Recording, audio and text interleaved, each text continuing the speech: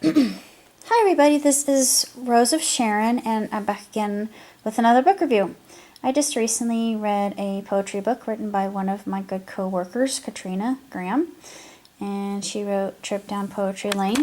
It's a very short poetry book, but it's really beautiful, and I love her poems about God, and she writes a lot about love and lust and disappointments coming from trysts or affairs, and she's very descriptive, but her wording is as such that anybody reading it can understand the meaning behind her poetry, and her poetry also rhymes, which as a poet myself, I know this is very difficult, so I have to give her kudos for that. And the book is only, just trying to see, I'm not counting the last page, it's 67 pages. And if you're a fan of poetry like myself, then I would definitely pick it up, because it's quite marvelous. And this is a recent book, and it's a dedication on the inside, and I really like what it says because it actually gives me hope. It proclaims, I dedicate this book to all the people who have a dream. Continue to follow your dreams day by day, and eventually you will reap the benefits of your labor. And I know this will happen. Enjoy this book as you read through it, and remember, this too was once a dream of mine, which came true because of readers like you. Aww. It's very sweet.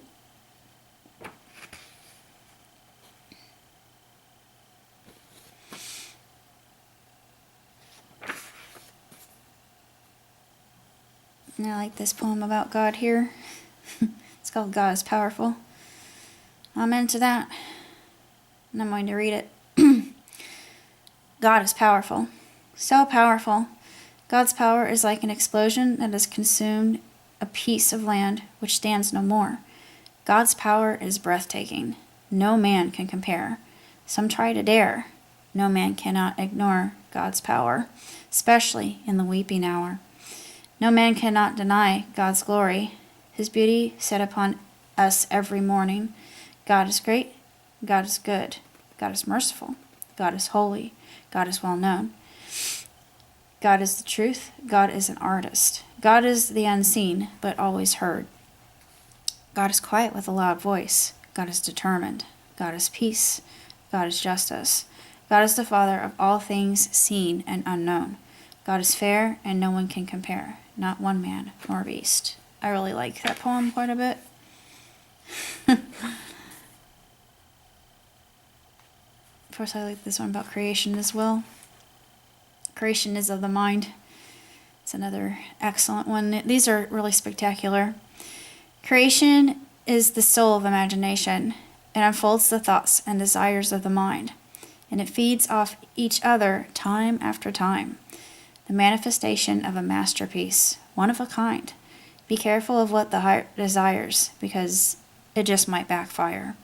To create a masterpiece of one's heart desire, one must take a leap. A fool leaps headfirst into the unknown. The fool is always the first to learn, only to get burned in a lake of fire. All due to the heart's desire.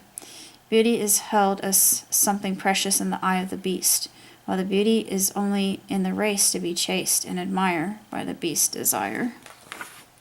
It's true, because so many of us, we all have our longings, all of us, and we're all controlled by that one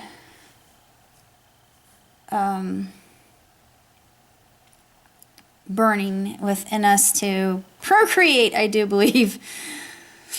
And those of us who say we don't have that particular want are completely off of our rockers, but I think all of us are in some way or another.